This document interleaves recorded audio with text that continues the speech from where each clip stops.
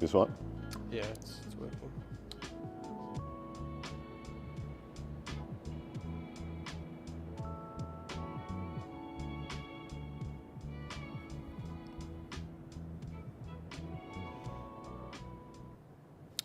Okay, welcome back to the Digital Creators Podcast.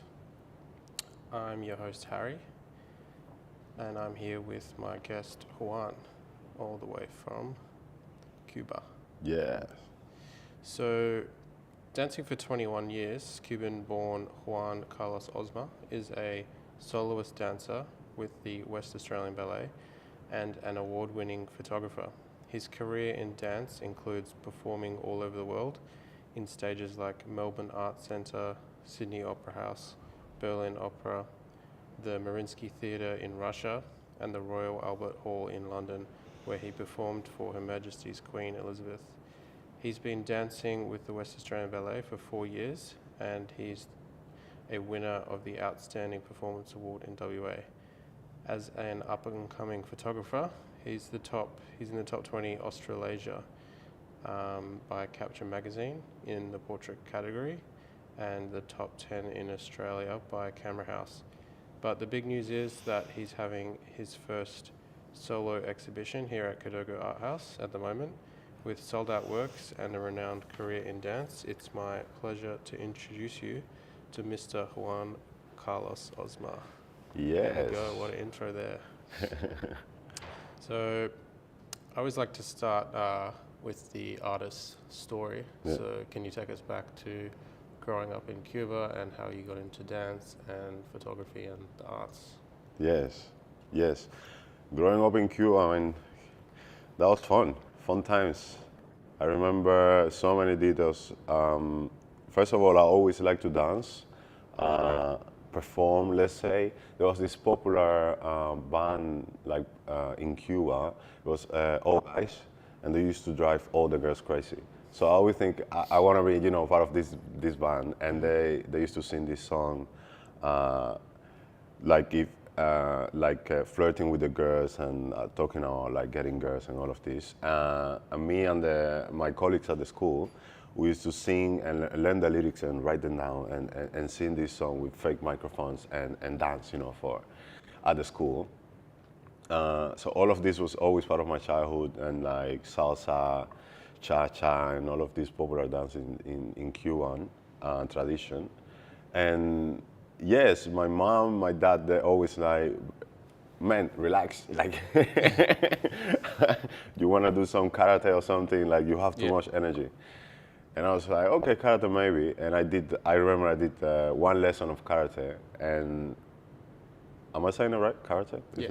Okay. Karate, yeah. Karate. I think that's a proper pronunciation. Oh, okay. Right there.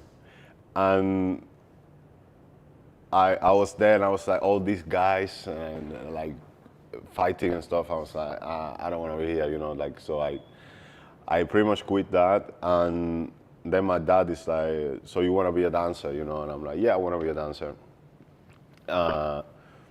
So he said, I remember this, he said, you can be a dancer and you can dance many styles, but you have to train the best discipline, and then you can decide. So that's when they took me to the ballet school, and I had to do the auditions to get in, which I failed, by the way. I didn't got accepted at first. I always liked to dance. I like music. I was musical, and I had a lot of energy, and I was quick picking up movements, but I didn't have the body for a ballet dancer. And yes, what happened is then the director of the school, which is like, I mean, I believe in you. If you really like if you really want to be a dancer, you can be, but you have to train, you have to get in shape in 3 months. So this ultimatum is like, okay, you need 3 months, you need to get in shape. So, so you didn't have the body type to be a ballet dancer? Yeah, what's the body type that you... The body type ideally is you have to have really flexible ankles and wider hips. Yeah. So the hip bones sit higher, and when they sit higher, they are narrow. Yeah. right? So that means for ballet, you need to be turn out hips. And when you have narrow hips, it's very hard to be turned out. So they ideally supposed to sit lower and be a bit wider and being able to turn out. So this is the most important feature for ballet, because that's what makes ballet different, that we do everything with our feet turned out. Yeah. And it's like, and the girls are on point, and it's so delicate and all this, and the boys also need to have like nice feet. So these two main features I didn't have, you know. So And you had to be born with that. you have to be born with that, pretty much. So it's like, what do I do? You know, already I'm like 9 years old. Do you have to be tall as well to be a ballet dancer? Yeah. I was, this I had, being tall, physical strength and all of this, athleticism and all of this. But the main things for ballet, that was the issue. And I got in shape in 3 months, training I remember it was Tuesdays and Thursday at 6:30 p.m. until like 9, something like that. And I used to go every night and every time and train. And I got in shape in 3 months, and I did the test again for the school, and then I got accepted. But still, like the journey wasn't easy, because I still don't have the hips Yeah. and the ankles for a ballet dancer. So it's been haunting me all my life, you know. Yeah, and that's the beginning pretty much. Then after that comes the part where I have to decide, do I really want to stay here and like force my body into something that it wasn't born to be, just because my soul is saying, if you don't dance, what are you gonna do? You know, like I had this almost compulsion of being a dancer. Like I hear music and I'm moving, and I always love music. So it was a tough decision to make when I was young, but I don't regret it. I enjoy every minute of it, and this is who I am, you know. So yes, after that comes the fact that after you finish school, you have to go to the company, the national company, and that was tough again, because my hips, Yeah. my feet. And actually, it's quite. How old were you at that point? I was 17. Yep.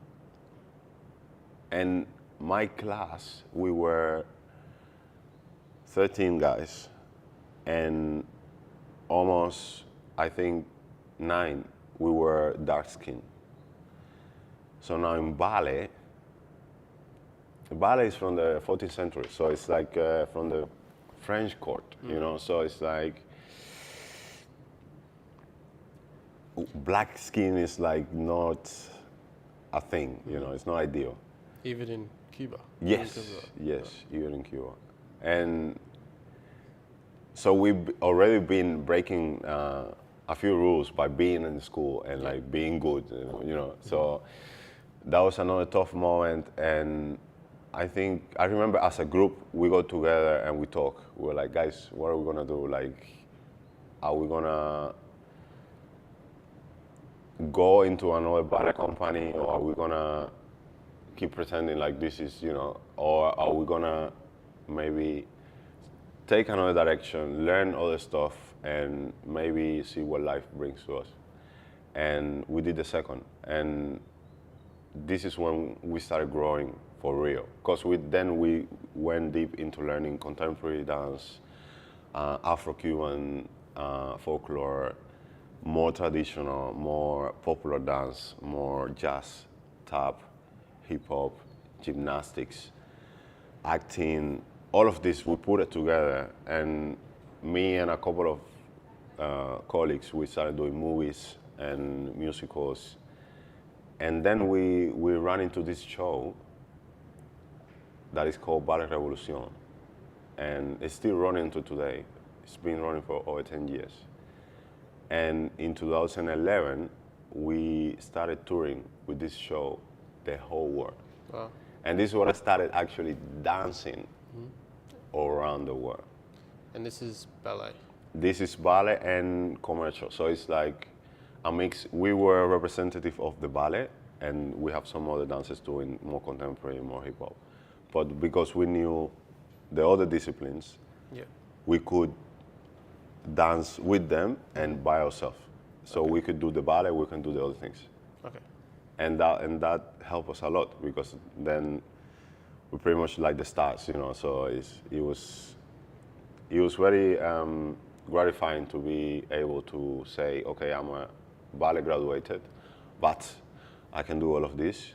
So I'm actually more valuable. So whatever you need, we're here, you know. So that was. So the company wasn't just a ballet company, it No. was like just a dance company, and they had different shows with Yeah, we had different talents. Yeah, we had different talents. Yeah, yeah, and yeah. So this is where we perform for the Queen, and we were in Berlin and Munich and everywhere in Germany, everywhere here. We started here in Australia. This is why we first came to Perth. This was the first city we came, and this is when I fell in love with the city. What made you fall in love with Perth? I don't know. I think it was a combination of things. It's like it was my first trip out of Cuba, so it's the first place I've been outside of Cuba. So I was like blown away by it. I was like, wow, you know. So nothing to compare it to. Yeah, maybe. But I did like the nature and the quiet. It was quiet. It was a lot of parks and green, beautiful. The river. And you know, you had the city on the other side, but it's not such a big city. It's not super busy. It was like a nice new life, you know. I like that. The people seem very nice. I met a girl, so that was also, you know, that was another thing. But yeah, we did the whole of Australia. Been Sydney, Adelaide, Gold Coast, Melbourne, Brisbane. And all the other places are very nice, but they're more like city, more, you know. And because I didn't grow up in the city, I feel more like related, more connected to this vibe. Yeah, people say Perth's like a big country town city, like Yeah. it's like isolated, and it's a city, but it's relaxed and Yeah. spread out. But it's like, I mean, in life, when you want, so it's hard, because if you live in the country, you want to live in the city. If you live in the city, you want to live in the country. And it's just human nature. But what if you could have both, you know? And I think Perth is both, you know? Amazing. And was that the company you worked for, that was Cuban based? That was Cuban based, but owned by an Australian. And then we took this company to Switzerland, and we pretty much sold the show to BB Promotions in Germany. So they bought a part of the show, and then we started doing Europe and India and, you know, all of these other places. And this is when we got big. That's when we started to sell, and like went to London, and it was crazy, you know. But yeah, so it's pretty much Australian, Cuban, British, German show. And that was in your 20s that you... That was that was when I was 18. Oh, okay. Yeah, so I did all of this after I graduated. So you've been in Perth quite a long time then? I've been touring for a long time. I didn't stay in Perth at the time. We were just touring the whole world. Touring, and then you came back. And then after that, the thing what happened with the show is that it was the same show. So imagine. So it was just the same show every time? Yes. Okay. And we used to dance every day, and then double shows on the Saturday and Sunday. So we'll be dancing Tuesday, Wednesday, you know, from Tuesday, and then Sunday, Saturday, Sunday double show, and then Monday travel. Okay. Unpack to the theater, rehearse, Tuesday show. Next Monday travel, unpack to the theater. You know, it's different life. How did you feel about just performing the same show? Is that typical of a company? it wasn't at first. It was like, okay, I know this, Oh, okay. easy. We just do it. But after the first year and a half, we already went through the high of like starting the show, selling it to the Germans, and being at the peak, performing for the Queen, and all of this, all of this happened. Then it went pretty flat. Like, where do we go next? Yeah. And that's when it became a bit like monotonous, and like I was a bit burned out by then, dancing the same thing every day and trying to put that freshness, because the audience is new. You know, it's not fair on them if they come, this is the first time. Yeah. They don't know the show. We've done it 100 times, but this is the first time they're gonna see it. So if you perform it like this, it's not fair. So it's hard to keep that level of intensity. Imagine Elvis in his time, you know, like doing a lot of the same and how without energy and going to drugs and all of this. It's the same. Yeah. Hard to stay inspired. Yeah. Okay. And that's when I left after 2 years and something. Yeah. And where did you go? Did you go back to Cuba after that? Or? I went back to Cuba, and I started to retrain in ballet, because I had this moment when I said, okay, that worked pretty well, but I still want to do some ballet. You know, I did train for 8 years in ballet, so, and it was pretty hard because of my hips and my ankle. Yeah. So I think I have to give that to myself. So I went back to Cuba and I retrained for like a few months. I was going back and forwards to London because I was dating a girl from British girl. So I was in Cuba for like 3 months and then to London for 2 months and something like that. And then I found this job in South Africa. And the director, he wanted me to join the company. And that's when I then started living in South Africa, in Johannesburg. Oh, okay. Yeah. And all this time, ballet was your full-time job? Yes. Okay. Yeah. And the company in South Africa, is that still ballet? Yes, that's a classical company, it's still running. Ballet, pure ballet, like all the classicals. I did there.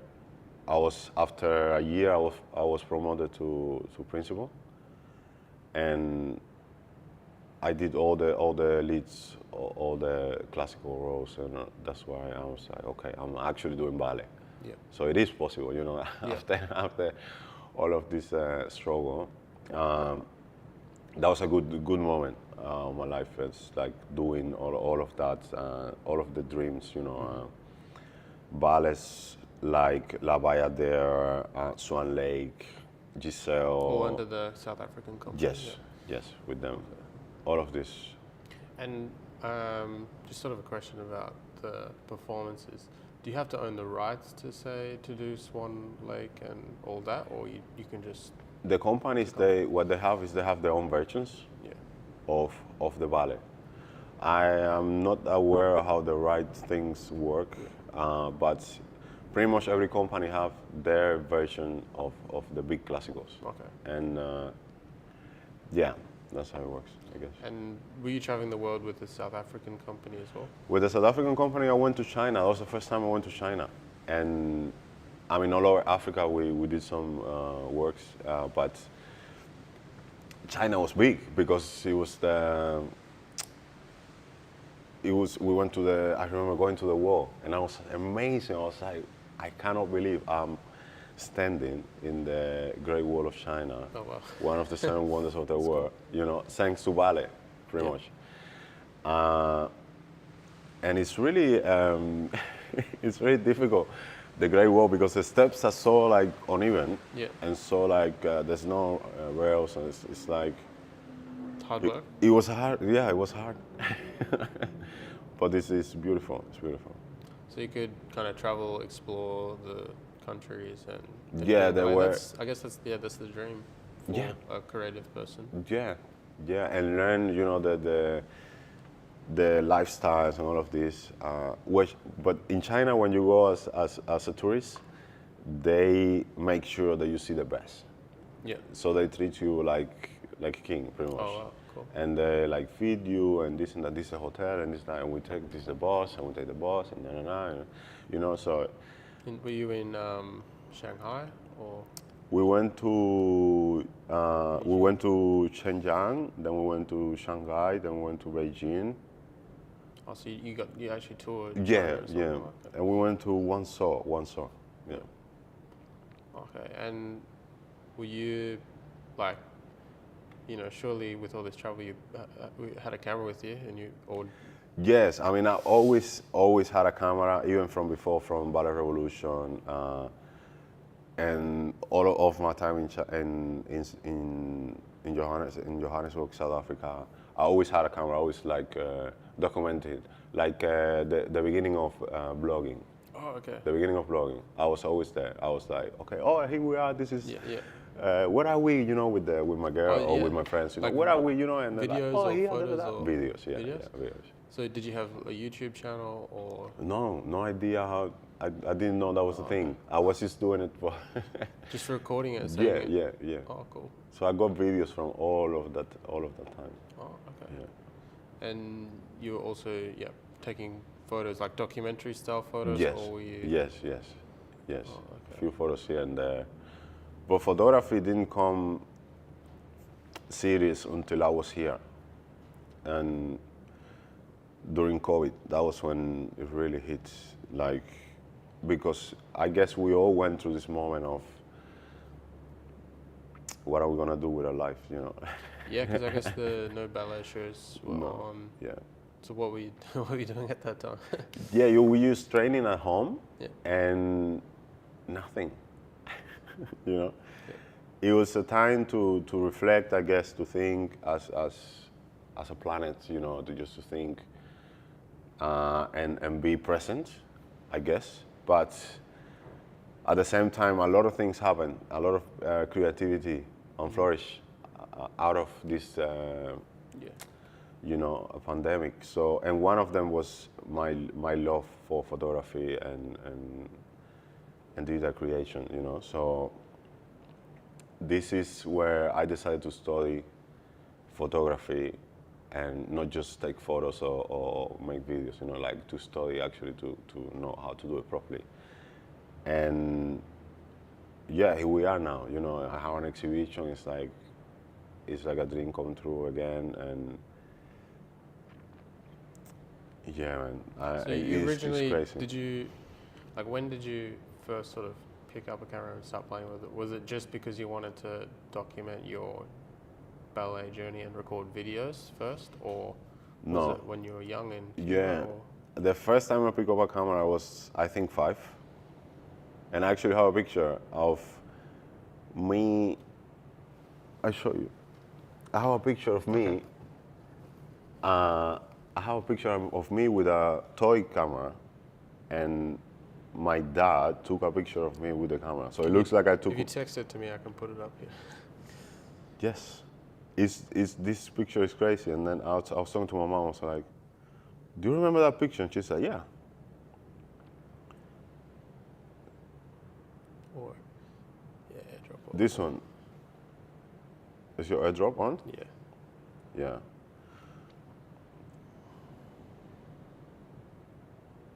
That picture for me is like, you know, I was like 5 or something. Yeah. It's crazy, you know, that my mom kept this. It's like you can see the vintage color. It's like, this is, I don't know, 1998 or something like that. Yeah. Okay. And was that one of your parents' cameras? Yeah, one of my dad's film cameras. Oh, okay. And he had the real one, so he took the picture of me acting like I'm taking the picture. Yeah. Oh, okay. But I don't remember this. This is the funny thing. I don't remember this moment. And this is what I love about photography, that you can capture things, you know. You can capture life, pretty much, light. and it's crazy. It's like, how can you actually capture light? You know, I'm really fascinated by that, and that's one of the proof of that. You know, like I don't even remember that day, and it's there. You know. And then when did you sort of buy your own camera? I bought my own camera when I did after my graduation and I joined the show. It was a well-paid show, so I was like, Spend it. you know, 18, coming from Cuba, like, you know, we weren't like a rich family at all. Like we had no money, so. You know, when you just first get that first paycheck, you're like, wow. Yeah. So one of the first things I bought was a camera. Yeah. Nothing fancy, you know. What camera was it? Canon. I always like Canon. Canon. I think it was like a power shot or something like that. Yeah. One of the ones at the time. I don't remember. But for me, it was enough to make good videos and like to take pictures. You know, like, and it was pretty like amateur level. So. And that's what you brought around the world. Yes. Yeah. Yeah, I had that. And you were just, were you, I guess as you were saying, you were just documenting. You weren't focusing on sort of the artistic style or anything like that, just shooting? No, I was just shooting. I mean, I did have some images that I have that I can see. I went back a few months ago. I was checking that, and I was like, oh, I can see actually here, you know, some playing with the light, with the sunset. Like, but I didn't really know what I was doing. Yeah.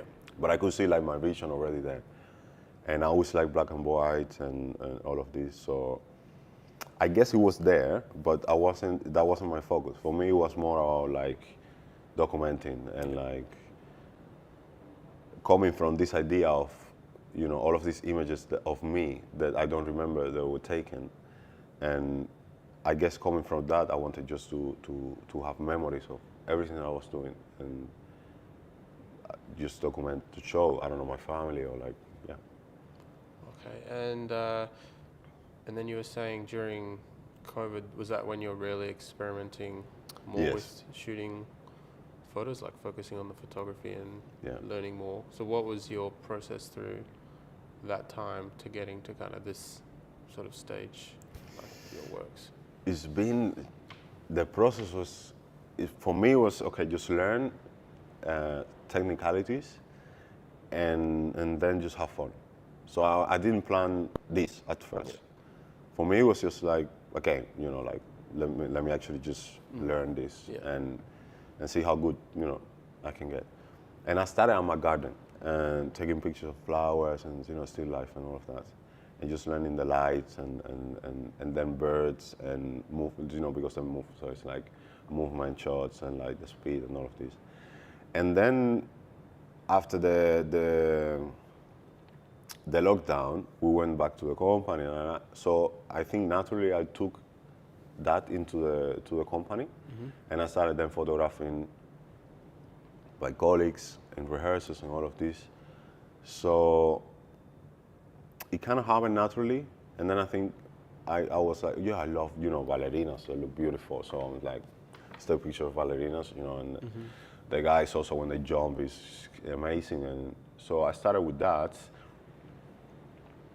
And at some point, I don't remember when, I thought, actually, this is working. So, you know, and I want to like open a Instagram and like, I don't know, I want to share this a little bit more. And were people like hiring you at this stage to like shoot them or not? Or just for fun? Yeah, for me it was just for fun. I didn't even have my camera that I have now. I had like a small crop sensor Canon M6 or something like that, Canon M6. And that's what I started with. And yeah, it was more about learning and like just having fun. It kind of started happening slowly, but actually it was not that slow. It was really fast. I'm already, you know. Are you someone that learns creative things quickly, you feel? Yeah, I think maybe that's why. Yeah, I do. I don't know. I'm fast. I'm fast learning and I'm fast forgetting as well. So it's it's like you don't So take you've only been taking photography seriously for about 2 years. 2 years. That's insane. Like when I see the work, yeah, I'm like, wow. Yeah. At some point, I did say I don't want to do dance photography. I want to do art Yeah. with dancers. So I did envision this. I did manifest this. And I wrote it down. It's like I want to have works that people can hang at the houses. You know, that there is art. Yeah. And then I started to think, how can I do this? You know, so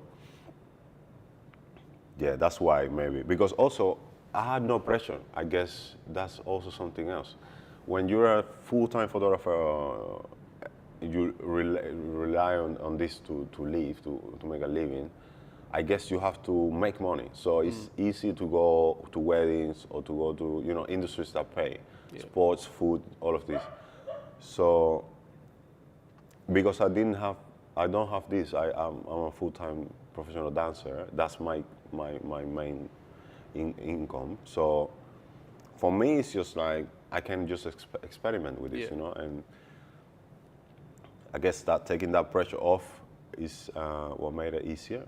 I don't know. You could just express yourself, and you didn't have like limits or Yeah, on you. To build. exactly. Oh, okay. And tell us about like when did you know you wanted to have an exhibition? Your first exhibition, which is here at Kidogo. Exhibition, it happened like a month before I met Joanna. And then I was like, I think I'm ready for an exhibition. And I wasn't. I had only like, which work did I have? Only that one, Rose. Okay. Yeah. And after that, then I was okay. I think if I do something more like this, I can have an exhibition. And then I met Joanna at a friend's birthday party. And I showed her some work, and she was like, I love it. Let's do one. She said, have you ever been, have you ever had an exhibition? I said, no. She said, do you want to do one? I'm like, yes. I think you should do it here. Oh, wow, okay. So how do we do it? Yeah, just get a few images and we just do it. Yeah, just put it together. Easy. I was like, what? Okay.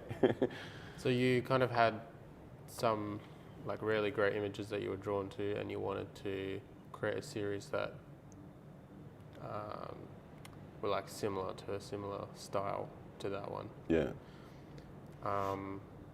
So can you talk about the concept behind these images? What are you trying to capture? What are you trying to say? Yeah. These images for me is like an ode to the body of the ballet dancer. And I have to like guide you through it because it's not just the body as the body. For me, the person, the self, is not the body. You are not your body, you know. You are your nature. And your nature is your love. Where do you direct your love? For me, you know. So I wanted to elevate the result of the person. And the result of the person in ballet dances is the body.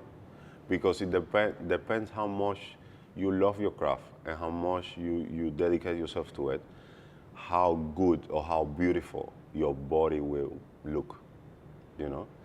So that's why I wanted to capture that beauty and that strength and the work. It's pretty much the work that we all do, you know, because we work together. So it's also, most of these images were taken like by accident. So it's pretty much being, you know, having that quality of presence on being on the moment and being able to witness that it. You know, like when you see artwork and you can't take your eyes away from it. The decisive moment. Yes, yes. It's just something that you can't figure out. You know, like for me, this image is something that you can't quite figure it out, but you can't stop looking at it. Yeah. You know, and yes, they're nude, but it's not revealing at all. Like you can't see anything. But this it's not about that. You know, it's beyond that. Yeah. You know, it's deeper than that. It's more about. It's like, I suppose for these images, there's a lot to do with the shape. So the shape of the body creates these shapes. Yeah, but it's also the relationship in between the two shapes. You know, and for instance, this one is like soda work. It's like power dynamic, you know, between two women. So it's like, how do you actually accomplish this? You know, one is holding, the other one is surrendering, but they both look pretty strong. So It's like a unity between them. Hey, it's like in a lot of these photos, it's like the shape just comes together. It's like both bodies sort of flow. yeah, So I think it's like you have like these edgy shapes here, but then it's almost like it's you almost have like a circle. Yeah, And then if you look at the body, you know, the Fibonacci sequence, there's that mathematical sequence that goes into every part. It's like even in this you have this, and then you have these. Exactly. Also here with the guys. Yeah. You know, and the other side of it is, for instance, that one over there. Yeah. The one's shaped as it's a more landscape look. It's the guy on the floor. It's also about the concept of ballet dancers being maybe sensitive or delicate men, when in fact it's quite the opposite. And how, you know, how much of a man you have to be delicate is the real question. Because not only you have to be strong, but you also have to be mentally strong and to allow yourself to be weak. Yeah. You know. So this image of him, for me, is Oscar. For me, it's amazing how strong and powerful he looks, and at the same time how artistically and sensitive is the image. You know. So all of these concepts, they come alive in my photography. I guess the perception of ballet is that it's like a feminine Exactly. art. Art form, right? yeah. But that's only from like an outsider perspective, I guess. If you look at the training, Yes. it's hard work. Eh? That's what we were talking about the other day, about is it a sport or is it an art form? Yeah. And that's why I have to say it's both, because we train like we're on sports. It's insane, you know, like we have to really work out every day. Yeah. You know, and for long hours. The artistic thing that comes on top, and not everybody has the same level of artistically, you know. So it's more about discipline. It's more about mental strength. It's more about dedication, you know, focus, presence, all of these elements, and that's why we look like this, you know. It's like, so that for me that's important also, that the Western Australian people, they might not be aware of the ballet, know that there is a ballet company, Yeah. and that this is the ballet dancers of today, and this is how we look, and that's why in the description I talk about them and what's the favorite food and who they actually are, and so the people actually get to know the artists and feel like a bit more connected to the art scene in Perth. You know? Okay. Yeah, because it's an interesting question whether ballet is a sport or an art. Because, as you were saying, when you look at it, it's artistic, and then when you train, you train hard. You got to watch your diet, and you're as you were saying, you train in the afternoon and at night. Is it? So twice a day, every day. Is it? Yeah. So that's insane. I also look at any sort of art form. You could look at any art form, and a lot of creators wouldn't like that perspective, but as a sport as well, like photography, you got to go out, you got to take photos all the time. So it's like, it's hard work in the behind the scenes. Exactly. But then when you see the art, you're like, oh wow, that's beautiful, but it took like years. Exactly.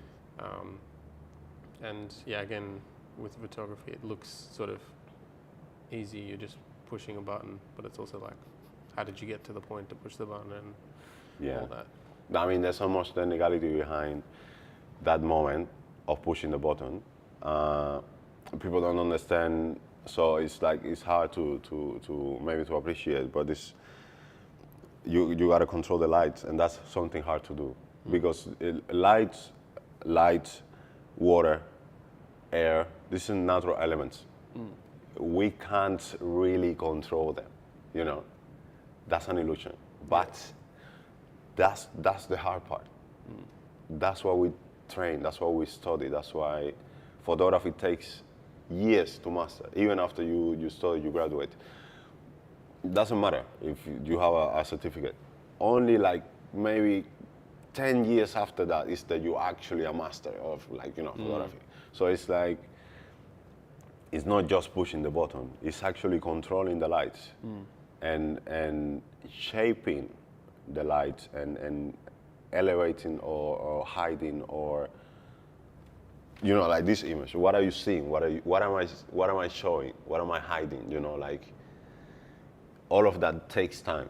It's like, it's not just the action of taking the image. It's all of the progress before, all of the thinking about it and visualization and studying and where do you put the light. Yeah. I've done photo shoot, but some people get impatient, like, change the light, this and this and that. If I change the light for 5 centimeters to the left, it changes the whole picture, and that's the art of it. It's not easy.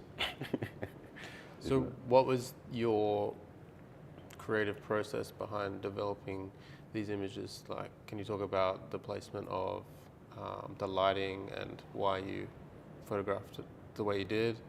Looks like you used the high shutter speed to you didn't capture too much motion in these. I think I've seen some of your work, you capture the motion, but these are very like sharp images. Yeah. So yeah, if you could share your process and the thoughts behind the images. So first of all, I wanted to have like clean, minimalistic looks, black and white, so white background, and so that's I went to the studio, Hostel Studios in the city.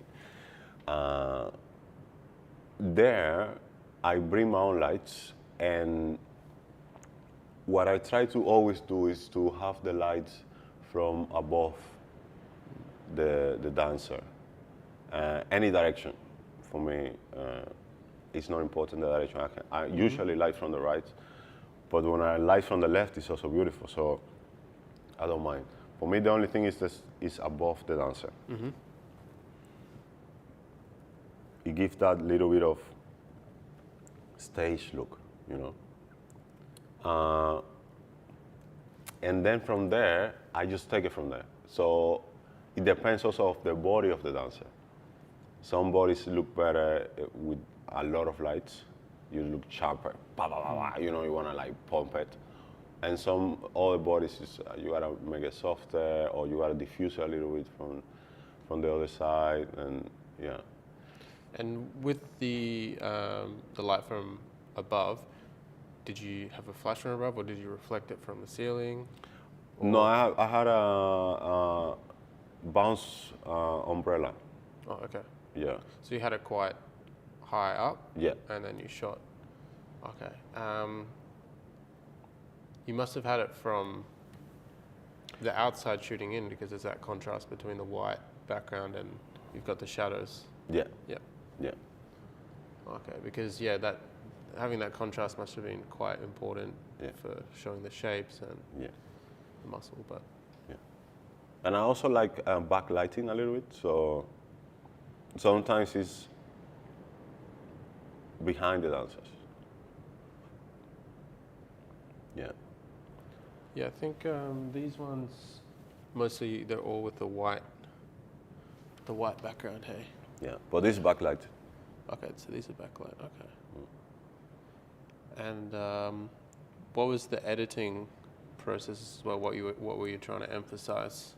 The muscles for me. Muscles, yeah. Yeah, the body, and just showing all the muscle and obviously cleaning. You know, the background is always like a bit a mark here and there in the wall or this and that. So just having as clean as possible, but emphasis on the muscles. You know. Okay.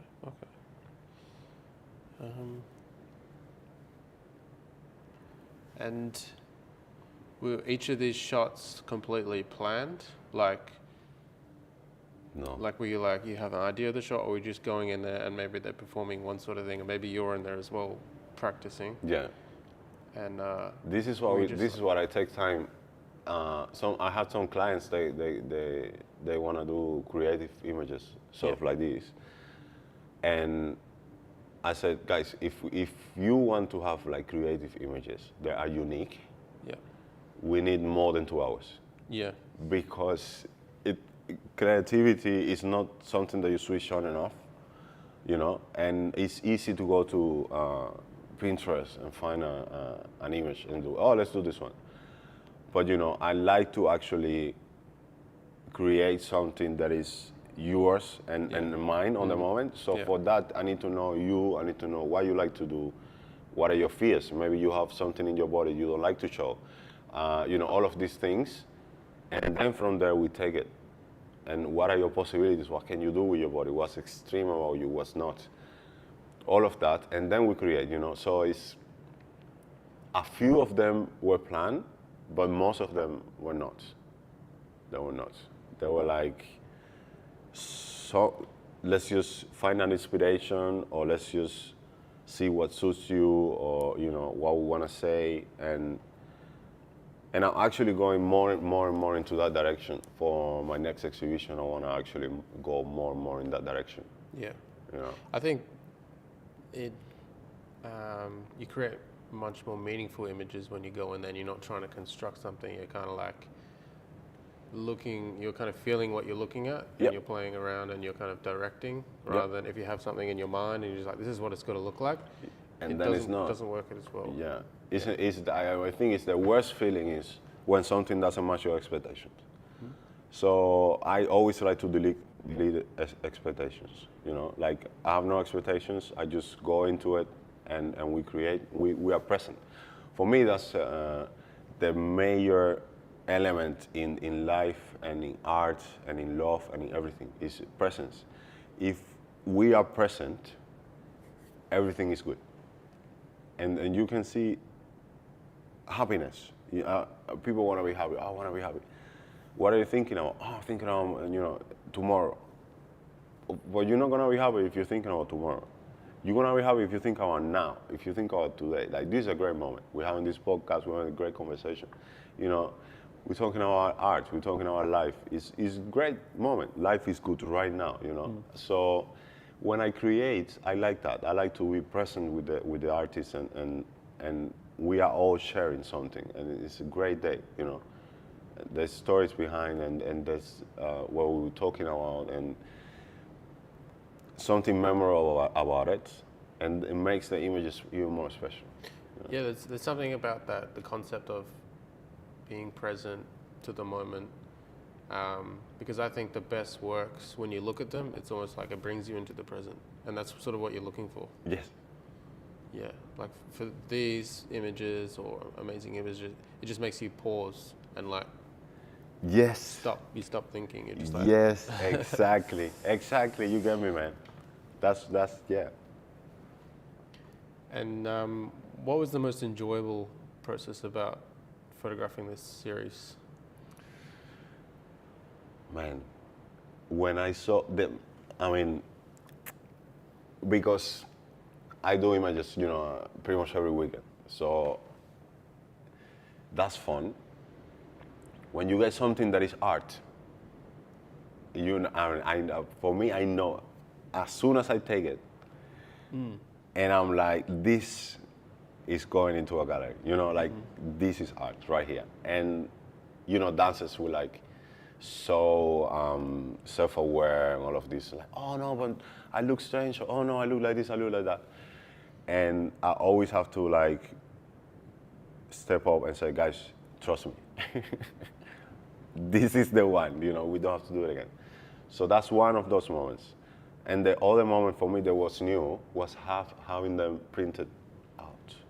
You know, when I saw them, I went to Perth Pro Lab with Paul Jarvis, and when I saw the images, I was like, wow, you know, like I didn't associate the images with me. Like, It's different. yeah, it's like somebody else took them, you know, like I'm like, what? This is what? That was crazy. That was a crazy moment, you know.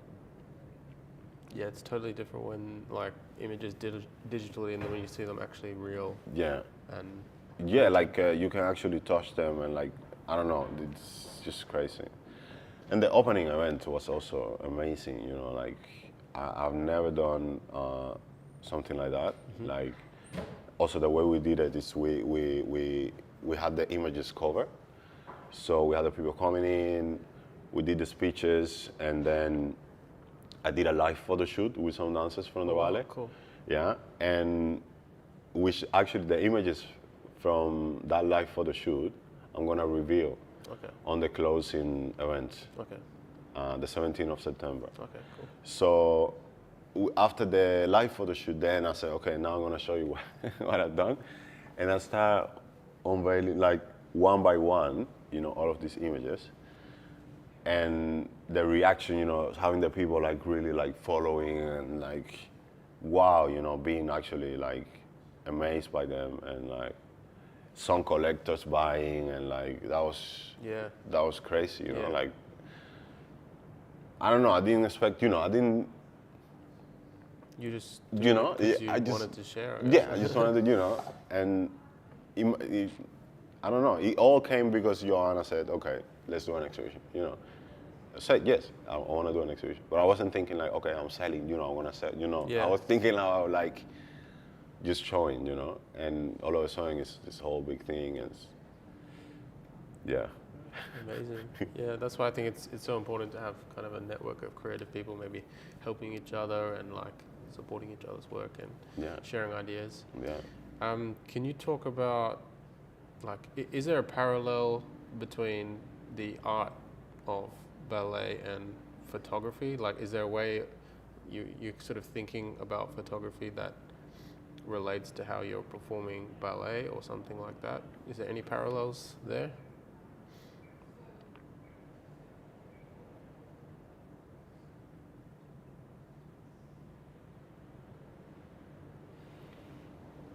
I guess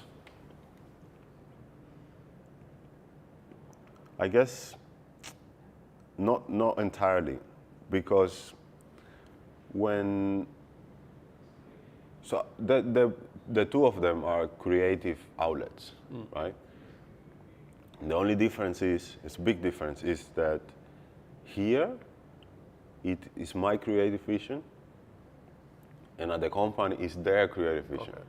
So in the company, I am a representative of their vision, and in here is my vision, you know. And I guess that's a kind of like is maybe healthy, because, you know, sometimes you work in 9 to 5 and you're like on a desk and you're like, you know, I gotta finish this project, but it's not something you really care about. And then you go home and you have your own business, and, you know, it's something that you like, you know. So I guess that's pretty much maybe a good example of, you know, the feeling. But nevertheless, I love dancing, and like I wouldn't be able to do any of this without being a dancer, because this is also help me in capturing these movements the way they are, and capturing these moments the way they are. Is the fact that I know where it might go, where, you know, how it might affect the balance or the design of it, you know. Yeah. So Yeah, I suppose with, your career in ballet, you're being, directed, your moves are being directed, everything like that. yeah, And with this photography, it was kind of a natural way for you to kind of express your take on art. movement and Yeah. ballet. And Yeah. okay, that's really interesting. So yeah, amazing that you had your first exhibition here, First solo exhibition, yes. and I think you've won some awards as well. Is that a part of this? Like some of these photos that were? No. There was images taken during live performances of the ballet. So we were doing Sleeping Beauty in 2 years ago, and I was photographing from the wings, and we got this. I got these amazing images, and I sent them to a photography competition by Capture magazine, and I got the top 20. Yeah, in Australasia. That was huge. I was like, what? You know, like. Yeah. Again, this was before I was even thinking, okay, like I'm gonna do this for real. It was just I was just photographing my colleagues, but I was already thinking about a more artistic way of doing it, and all of this also gave me confidence. Also I got an image selected by Canon Australia and reposted by them and all of this. So all of this gave me kind of confidence of like maybe I'm actually on a good level now. And Yeah, I think the reason why your images are so good and the reason why you've kind of learned so quickly is because a lot of photographers that don't have like that complete focus, they kind of have the freedom to go out and shoot and then discover what their vision is. But because you were doing, ballet, like dance is a part of your life, it was kind of became your focus. And because you're constantly, you're practicing twice a day, every day, the movement, your like understanding of the body and ballet and the art of ballet, you could like focus on that, and that's why you really dove into the concepts of ballet, and you can produce something like this. Like I don't think like a sport, like if you're just a regular photographer or a sport photographer, like they don't understand like the concept of ballet. So I think that's why you've captured something so special. Yeah. Thanks. Maybe that's why. Yeah. But I really appreciate you coming in and talking about this exhibition, like from one photographer to another. I think it's amazing, really amazing work. And if anyone's listening, come down and check it out at Kidogo. And it'll be when is this until, and when is the 17th of party? September is the closing events. We're gonna have some lunch, we're gonna have some drinks, and it's gonna be some music. I got my friends Some playing, Cuban music. and we're gonna reveal the images taken during the opening of the exhibition. Yeah. And I guess it's just be a nice catch up and a nice time for you to see the images live one last time. They look amazing. I mean, Yeah. I gotta start saying that. And 17th of September. Awesome. And where can people find you online? Maybe they want to contact you. Yeah, contact me, Jevo at Jevo Photography, or find my website, jevophotography.com. And yes, just send me an email. All my contact details is there. And if you want to know more about the closing event, that's also going to be at Kidogo arthouse.com. So jevophotography.com, kidogohouse.com. Digital creators. Yes. _ out. And here we are. We'll leave all the links down below. Yes. Check it out. Thanks again. Thank you for